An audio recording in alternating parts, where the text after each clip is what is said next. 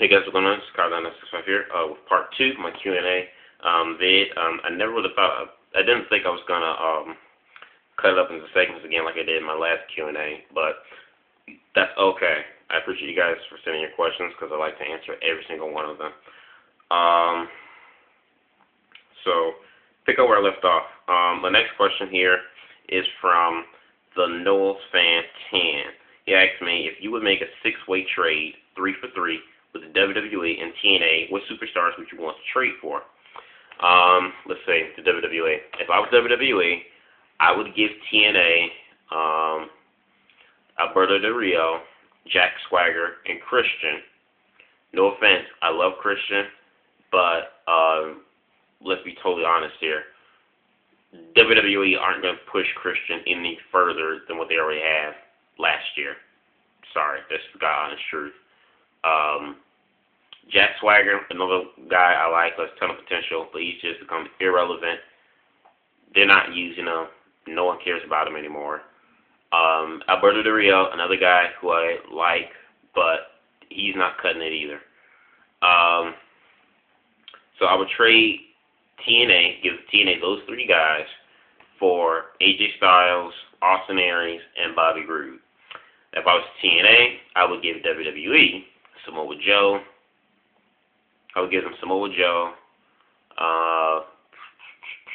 Mr. Anderson, and let's say Mr. Anderson. What's the third guy? Samoa Joe, Mr. Anderson, and hell, Rob Van Dam. I'd give them those 3 guys for Dolph Ziggler, Randy Orton, and let's see, Kofi Kingston. Those would be the 3 I'd use. Next set of questions come from 2011 Go Knowles. You asked me who's my favorite wrestlers in every promotion I follow. Okay, let's go down the list here. For TNA, I would say Bobby Roode, Austin Aries, AJ Styles, Samoa Joe. Still love Samoa Joe, even though he's just Samoa Joe, Kurt Angle, and Jeff Hardy. And even Mr. Anderson, I'm a fan of his. For WWE, CM Punk, Daniel Bryan, Sheamus, Randy Orton, Dolph Ziggler.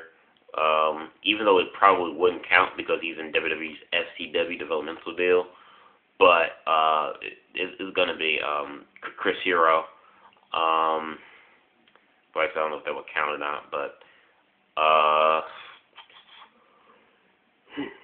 excuse me, Wade Barrett, and yeah, that's it for WWE.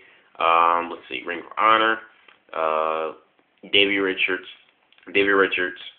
Kevin Steen, Adam Cole is starting to grow on me a lot, and obviously them boys, the Briscoe brothers, Pro Wrestling Guerrilla, which I'm trying to get back into again, watching again, Kevin Steen, because he's part of them, so it counts, and El Generico. IWA, can't get anybody from them because their roster is just APW, All Pro Wrestling, they just complete absolute garbage, but I like Dylan Drake. Let's see, and Dragon Gate USA. I can't really think of any of the Dragon Gate USA names wrestlers because they're all Japanese wrestler names, and Japanese names it's very hard to remember, one Japanese name, but to think about 10 Japanese wrestler names, it's kind of hard, but there are quite a few people I like in Dragon Gate wrestling. But those are just a few from the promotions that I follow, at least. And then you ask me, when do I think Seth Rollins should go to the WWE? I don't know. I think Seth Rollins. I think Seth Rollins should be greenlit and ready to go this year. Seth Rollins has been in WWE developmental since February of 2010. So he's been there for 2 years now, a really long time. And it's been said, he's been having dark matches. He's been going on tour with the main roster, like in the house shows and stuff. And the I guess the higher ups and stuff They're very impressed with his work, and they want to call him up to the main roster. But the question is when. I think maybe sometime this year, hopefully, because looking at SmackDown, how they're bringing in Antonio, which was Castelloni, who was one half of the Kings of Wrestling with Chris Hero. Bringing him in, Derek Young, and I forgot the other black guy's name, Titus O'Neil, and repackaged Skip Sheffield, now Ryback. Hopefully they'll bring him in very soon. Maybe they should bring him in. Maybe I would like to say maybe during the draft this year, June 11th. So hopefully he'll come in during the summer during the draft. That'd be awesome. Next, let's see. Next question I get comes from SuperNickFan00, who asks me who has the better gimmick, John Cena Thugonomics or Randy Orton Legend Killer. Very good question. Both gimmicks were very good. Both gimmicks, I think, had their own way of appealing to a crowd, a certain audience. John Cena, I probably have to say, is probably the better gimmick due to the fact that John Cena, his gimmick was more of a something that people could relate to. With him wearing the sneakers and the throwback jerseys and rapping all the time and cracking on people with his raps and freestyling. That was something a lot of people could relate to, and that gimmick alone, just the things he did, was something that a majority of people in mass media could, sit back and enjoy. That's something that I think a lot of people could relate to. Randy Orton, on the other hand, he had a very good gimmick. The Legend Killer is a gimmick as a young up-and-coming star, and, he's taking out all the legendary wrestlers, and he dubbing himself the Legend Killer. I think that's a very great idea and great gimmick to get a young star over and to climb up through the ranks. But I think just based off of a statistics or a scale of how many people will gravitate, which gimmick of the two will people gravitate more, which will give a superstar more pops, I would say John Cena. And then you also asked me, which is the better K-pop company, TS Entertainment or CCM? I like to say TS Entertainment. TS Entertainment is probably, if not my number one favorite, smaller K-pop record company compared to some of the others. Core Context Media, I can't stand. I love their artists that come from their record label, but the way they structure is very much, if not similar to SM Entertainment, which I hate. So TS Entertainment. Next questions come from Marco Rubio 2012, and you asked me, what are the games I'm most looking forward to in the remainder of 2012? The most games I'm looking forward to in the remainder of 2012, let's see, Max Payne 3, which comes out about in a week and a half. Sleeping Dogs, which was originally titled True Crimes Hong Kong. True Crimes Hong Kong, I forgot the game studio that made the video game. But True Crimes Hong Kong was already made. It was finished. It was about to get ready to be released, I think, back in 2010.